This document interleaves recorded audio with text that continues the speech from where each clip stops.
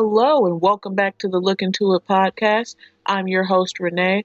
I just want to start it off with saying you guys could be anywhere in these podcast streets, but you're here with me, and that's special. Before we chop up too much game tonight, I want to make sure that I let you guys in on an exclusive mini-series apparel brand. They're called Wear the Vibes, okay? These guys are dope, these guys are fly, and most importantly, these guys are affordable. They have a new series released every 30 to 60 days to provide customers with new vibes to choose from often. It's all about sharing your vibes with the world. Guys, make sure that you're following them on Instagram on wherethevibes_. These guys are absolutely, positively the dopest people on the planet right now. So make sure that you guys are checking it out with them. Okay, guys, tonight we're going to be talking about the film Antebellum. I posted in the Facebook group if you guys wanted to hear me do a review of Antebellum, and shout outs to the homie Anissa because she jumped right on it. So Anissa, this show is for you. Antebellum came out in 2020. It's kind of a horror thriller mashup type deal. It stars Janelle Monáe. She's like the biggest name that you're gonna have in the film. And if you guys don't know, she's a singer, actress, songwriter, all that kind of cool Hollywood stuff going on right now. Dirty Computer came out, I want to say last year or a couple years ago right now at this point. And it's a pretty dope visual album. Overall, she's a dope person, minimally, don't laugh at my mispronunciation, minimally problematic. The film itself is produced by mostly white people. Now, something that they were kind of had floating around in the rumor bin was that Jordan Peele had a lot to do with this movie, but he did not. The closest thing Jordan Peele had to do with this was that two of the producers from Get Out produced this movie. And another thing to keep in mind about the film Antebellum was that they loosely used Octavia Butler's novel Kindred as an outline for this film, because let's give a little bit of background of Octavia Butler. She is pretty much the godmother of Black science fiction writing. Albeit her writing is a bit problematic if you really look into it. See what I did there?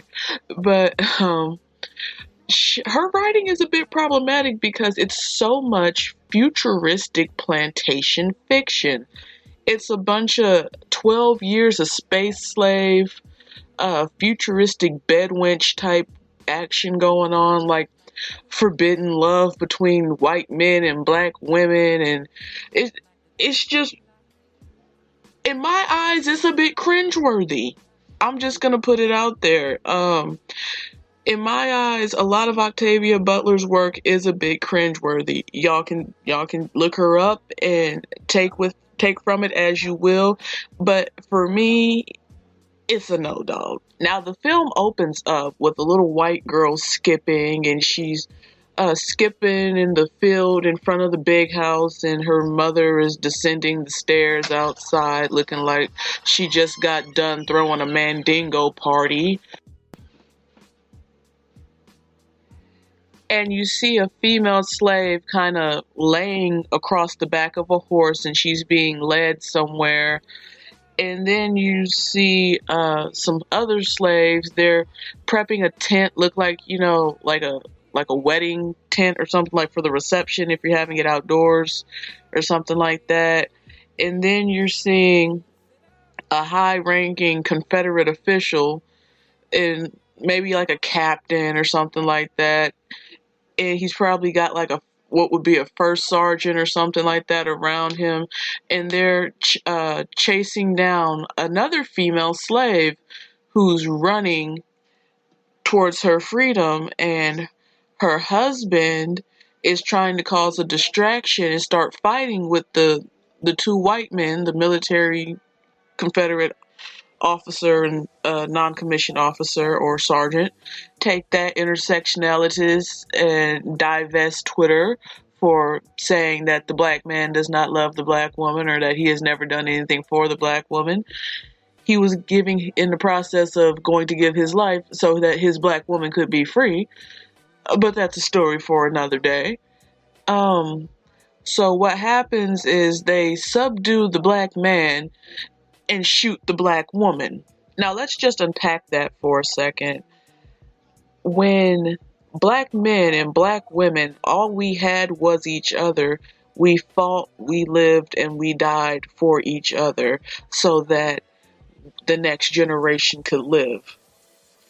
When we gained open sexual access to other racial groups, we didn't need each other anymore because we could satisfy our baser needs with sex from dominant society in the open. When we gained open sexual access, we lost forward progression. Moving forward in the film, we are next in the slave quarters, and Eden, who is Janelle Monáe's character, she's being beaten by a slave master, and she's being made to say her name. Now this woman's supposed to be a slave, the only name she knows is Eden. Why is he beating her, making her say her name as if she's Kunta Kinte in Roots in the Toby scene? So that kind of just makes your wheels turn in your head like, now what's really going on here? Because it opens up completely antebellum South, like during and pre-Civil War.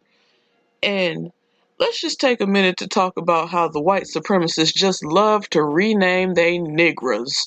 And it happens today. If you have a name that commands your full range of motion of your mouth, you make sure that they say your name correctly every time. Always correct them. For example, say you have a name that's uncommon, and white people like to act like they cannot say our names, but they can pronounce Scandinavian names. I'm not even going to try to pull one out my ass. But say they can't pronounce your name, they shorten it up to something that they can say. You stop them and you tell them to say your name. They can't rename niggers. They didn't just pull you off of a boat. That's not how that works. You can't just rename somebody to make it easier for you. Yes, you are a descendant of a colonizer, but colonization period has been over for quite some time. Now back to Eden in the slave quarters. The slave master that was in the quarters with her, it's safe to assume that he is a general in the Confederacy based off of his little weird mustache and the uniform that he has on. And like they did with most runaway slaves or attempted runaway slaves back then, she's branded. So he tells her that maybe he can get away for dinner the next day and she can cook them up some chicken. So I take it that she was his prized bed wench.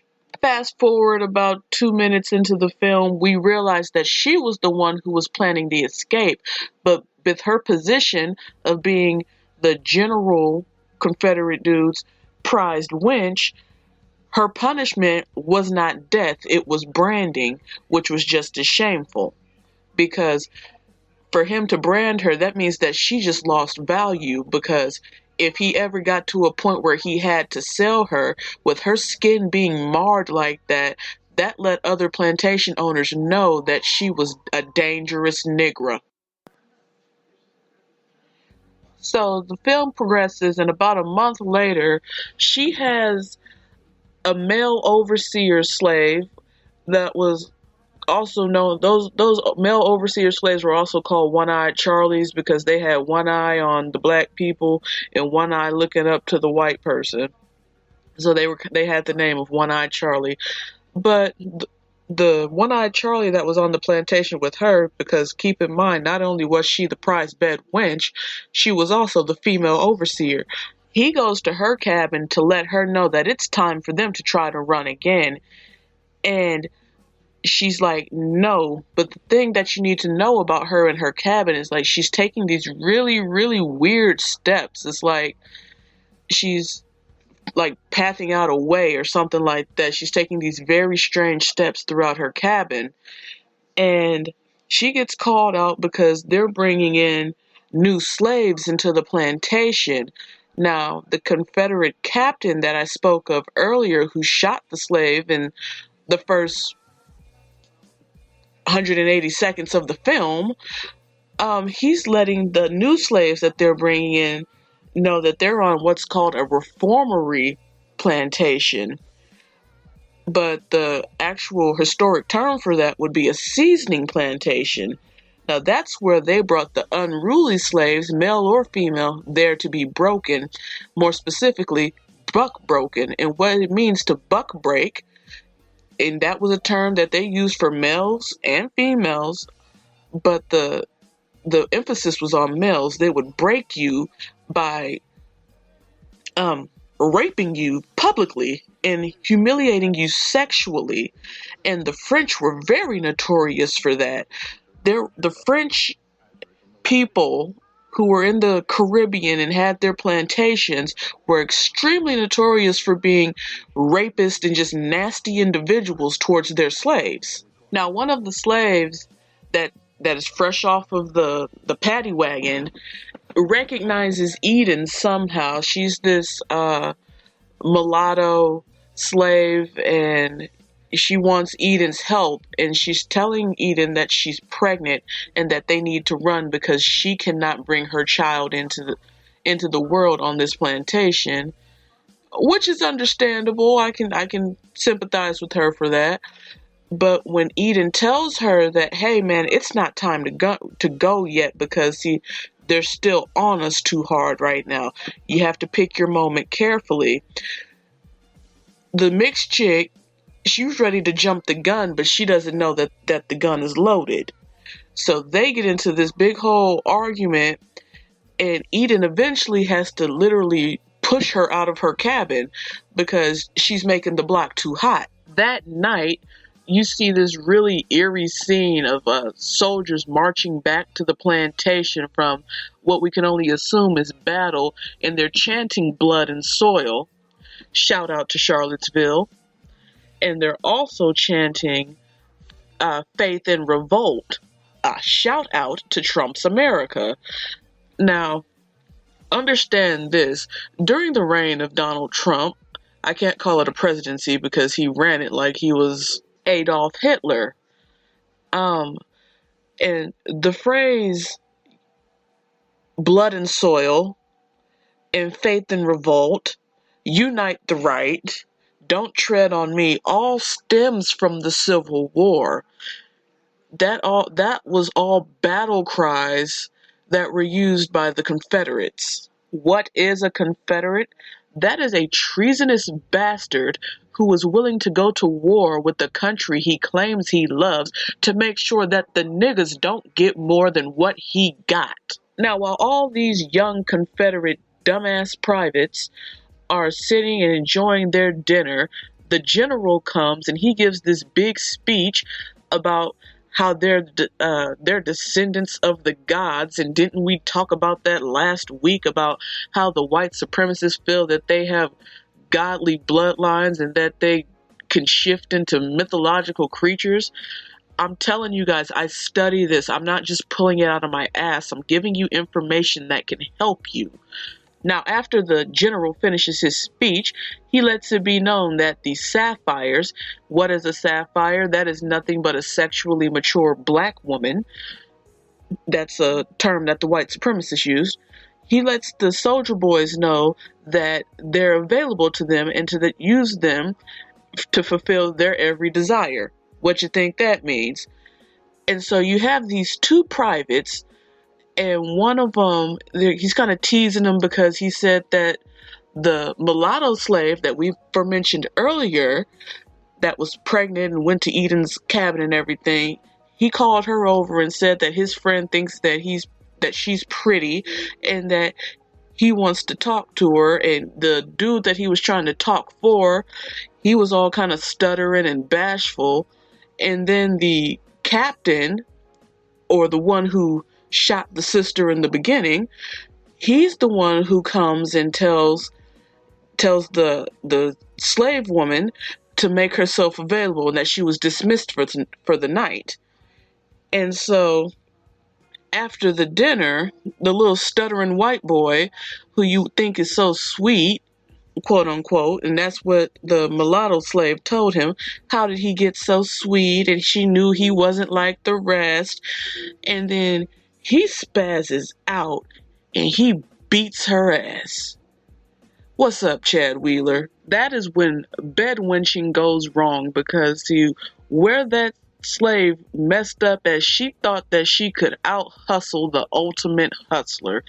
You can't game a white man. That's the king of game. He invented game. He can't compete physically, so he spent the previous 400 years developing a mouthpiece that does nothing but spread confusion. Now here's where the film really gets deep. There's a time warp.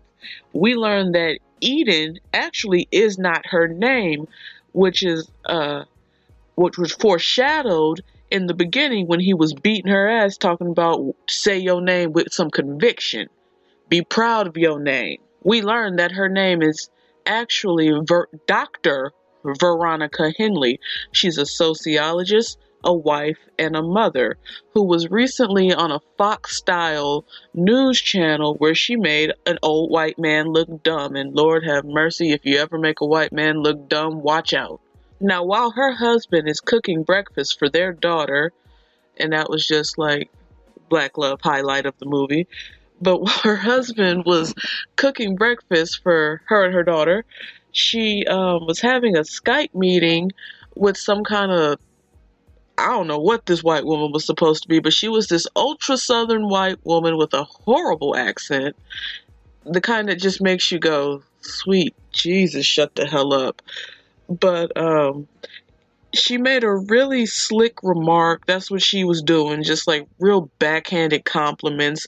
And black women, you know what it feels like when a white woman gives you a backhanded compliment. She made a remark about her lipstick, the color of her lipstick, and how she wouldn't be able to pull it off because it wouldn't complement her skin.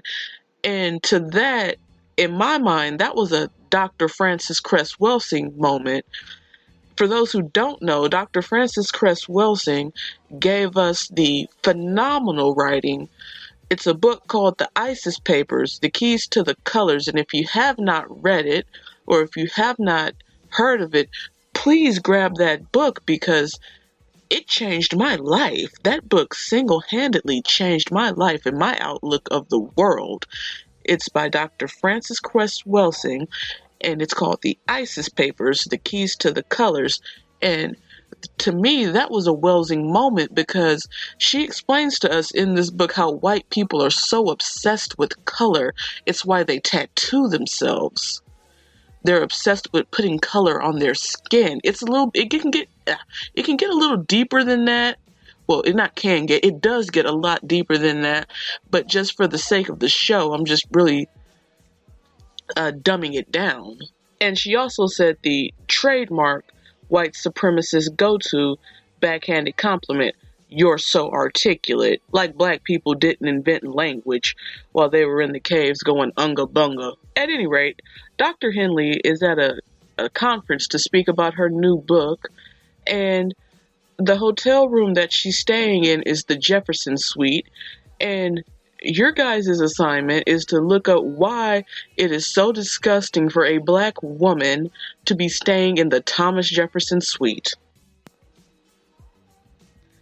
Now, while she's at her conference, like killing the game, giving her speech, the weird southern white woman is all up in her hotel room playing in her makeup. Like, it's this real homoerotic type vibe to it, because she's like almost climaxing while doing this. And when she's done playing in the makeup, she takes the lipstick that she said that she wouldn't be able to pull off. And after the speech, she goes up and she changes clothes and she goes out to eat with her friends. and she calls her Uber after the night's over with, and she thinks she's on her way back to her hotel because she has to go back home and continue to be that wife and that mother that she is. To make a long story short and a short story shorter, she's kidnapped. She gets into what she thought was her Uber or her Lyft or whatever, and she's kidnapped and she's brought onto that plantation. And I assume that they give them some kind of drug that makes them more subservient or docile, because none of them had any idea that they were actually not in antiquity, that they were actually in modern times, but they were on a slave plantation, which isn't that far off of a thought. Shout out to the school to prison pipeline. Shout out to Big Pharma pushing ADHD medicine on kindergartners to make them more docile in class.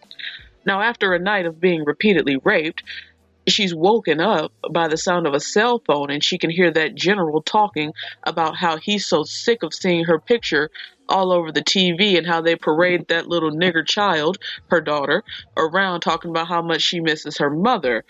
And that just lets her know that she has to get out of there. And the next day, while she's picking cotton, the mulatto slave that was beat by the white boy or the white man or whoever, she had a miscarriage, and Eden, quote unquote, goes to help her clean herself up. And the day after that, the mixed slave, she ends up hanging herself, and that was the catalyst to cause Eden to say that it was time for them to run again.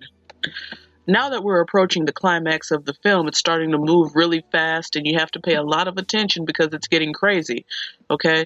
So the male overseer helps her with the lead the revolt. Now what she does is she makes sure that the general is good and sleep, because we all know that Big Daddy on the plantation liked to come down to the quarters and have his way with his wenches at night, and he would oftentimes just end up sleeping there while his wife was in the big house getting banged out by what's a male slave name? Eustace. So that just goes to show you that white men and white women, they have no compassion or love for each other. They're just together to make more white people. But anyway, so she does this weird flip, and if you guys saw the trailer for the movie, it was like this real creepy like handstand she did to get out of the bed, and she had to land a certain way so that on quiet floorboards so that she wouldn't wake him up. And when she got out of the cabin, she was able to get his phone, but it was locked. And she teams up with the male overseer on the plantation, and there's a great big fight between the male overseer, the general, and Eden / Veronica. And the male overseer allows the general to kill him so that Eden can kill the general.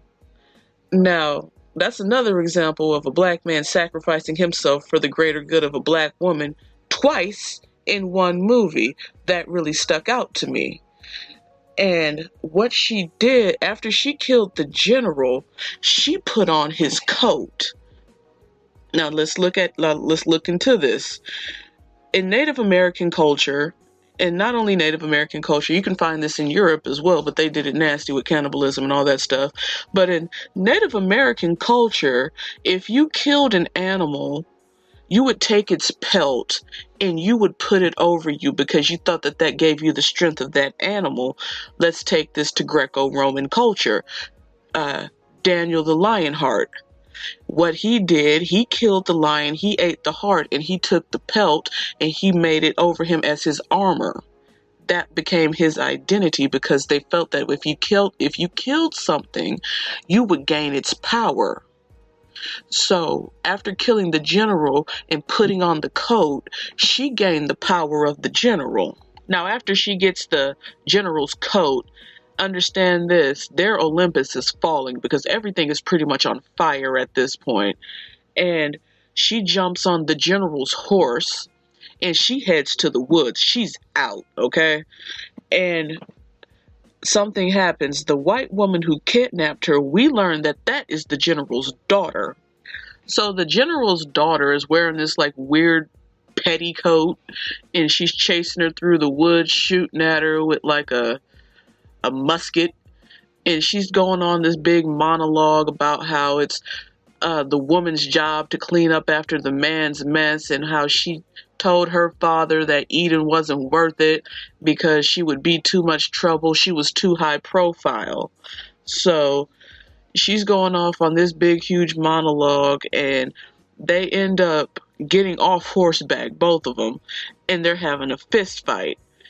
And Janelle Monáe's character is beating her ass, and she's asking her, what kind of woman are you? And in my head, I'm like, honey, that's not a woman. That is a warehouse of white supremacy.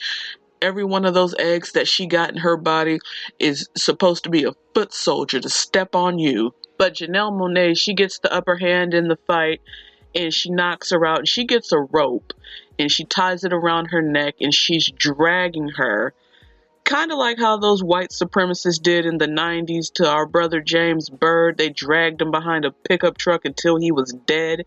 Well, Janelle Monáe dragged this white woman with a rope until she got her neck broke on a statue of Robert E. Lee.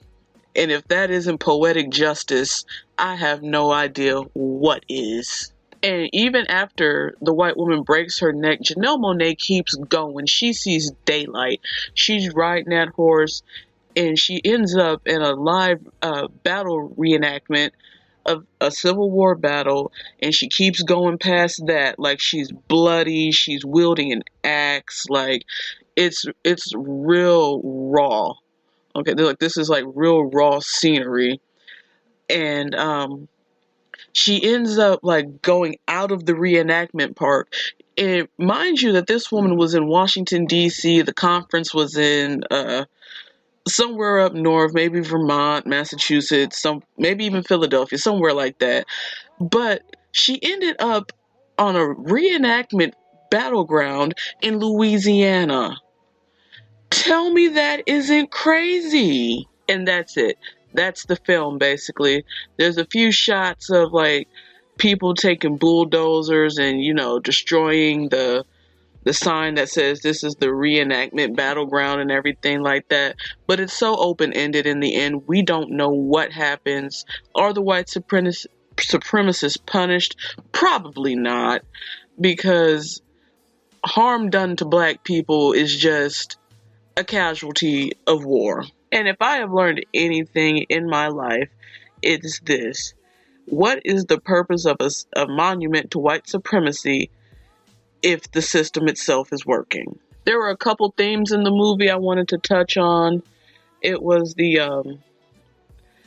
first I wanted to touch on, this film really kind of showed how whites felt like they should be living with the antebellum South. They wanted, you know, the niggas to be servants to them while they laid around and did nothing. And we see that today. Another thing I wanted to touch on, another theme that was reoccurring, at least in my mind, was the breaking of the strong-willed. Janelle Monáe's character was to be broken at all costs because she could incite the riot that would put a stop to this system that they had working for them for so long. Bedwenching in antiquity. There's a thing that I've noticed with black women particularly who tend to date white men is that they like to sell themselves a dream that even in, you know, antiquity or antebellum South, that they would still be together and they would love this person, this, that, and the other, where they don't understand it. It's just a really bad power imbalance. It's kind of like a student sleeping with the teacher. And another tie-in to that I found in the movie was the emphasis of loyalty of black women to white men, because the general said to her numerous times throughout the film that he needed her loyalty. Don't make me question your loyalty. I need you to be loyal to me. So, with that being said, and keeping that in mind, it's okay because see, that white man would give her what she wanted. She would have been a kept woman, but her people wouldn't have been okay, and that wasn't okay with her. And see, I respect her for thinking like that. Anyway, guys, that's the show for the week. Make sure that you guys are following me on Instagram at The Real Look Into It Pod. And if you have any emails where you guys want to, cuss me out or anything like that for what I said tonight, that is lookintoitpod21@gmail.com. Make sure that you guys are checking out the rest of the shows on my podcast network family. That is TDR Pod Network or TDR Radio. You guys can just Google that and it'll pop right up. Anyway, I'm out of here. Later days.